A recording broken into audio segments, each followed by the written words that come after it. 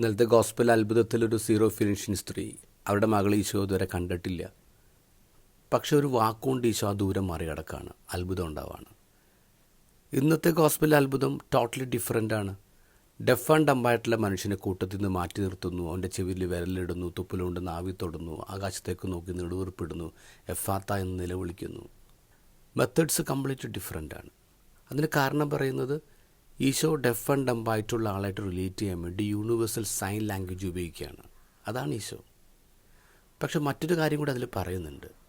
ഈശോനെ നമുക്കൊരു ബോക്സിലാക്കാൻ പറ്റില്ല. ഈശോയുടെ മെത്തഡോളജി ഇതാണെന്ന് പറയാൻ പറ്റില്ല. കാരണം ഈശോയുടെ മെത്തഡോളജി, ഈശോ അത്ഭുതം ചെയ്യുന്ന രീതികളൊക്കെ ഡിഫറെൻ്റാണ്, ക്രിയേറ്റീവാണ്. അതുകൊണ്ട് ഈശോയെ നമുക്ക് ഒരു മെത്തേഡിൽ ഒതുക്കി നിർത്താൻ പറ്റത്തില്ല. നമ്മൾ ക്രിസ്ത്യാനിറ്റി എടുക്കുമ്പോൾ എന്തോരം സഭകളാണ് ഉള്ളത്. ഇനി കാത്തലിക് ചേർച്ച് തന്നെ എടുക്കുമ്പോൾ അതിൽ 23 വ്യക്തിഗത സഭകളുണ്ട്, ഡിഫറെൻറ്റ് ലിറ്റർജീസ് ഉണ്ട്, 6 മേജർ ലിറ്റർജീസും ഉണ്ട്. ഈശോയുടെ അപ്പോസ്റ്റലന്മാർ, ചേർച്ച് ലീഡേഴ്സ് ഓരോ സ്ഥലത്ത് നിന്ന് ഈശോയെക്കുറിച്ച് സംസാരിച്ചു. ഈശോ ആരാധിക്കാനുള്ള ഡിഫറെൻറ്റ് മെത്തഡോളജീസ് കൊടുത്തു. അതെങ്ങനെ ഉണ്ടാക്കിയത്? ആ നാടിൻ്റെ ഭാഷ, culture, tradition, art, music, literature ഇതിൽ നിന്നൊക്കെ ഉണ്ടാക്കിയെടുത്തതാണ്.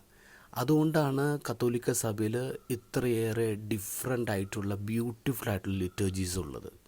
അത് വളരെ സന്തോഷമുള്ള കാര്യമാണ്. അത് കാണിക്കുന്നത് സഭയുടെ റിച്ച്നെസ്സാണ്. പക്ഷേ ഈ മെത്തഡോളജിക്ക് ക്രിസ്തുവിനേക്കാൾ ഇമ്പോർട്ടൻസ് കൊടുത്താലോ? നമ്മൾ ഈ മെത്തഡോളജി ഇങ്ങനെ ഇമ്പോർട്ടൻ്റ് ആണെന്ന് പറഞ്ഞിട്ട് നമ്മൾ ആരാധിക്കുന്നവനെ അതിനു വേണ്ടി കീറി മുറിച്ചാലോ? അല്ലെങ്കിൽ നമ്മൾ ആരാധിക്കുന്നവൻ തന്നെ അവിടെ ഇല്ലതായി പോയാലോ?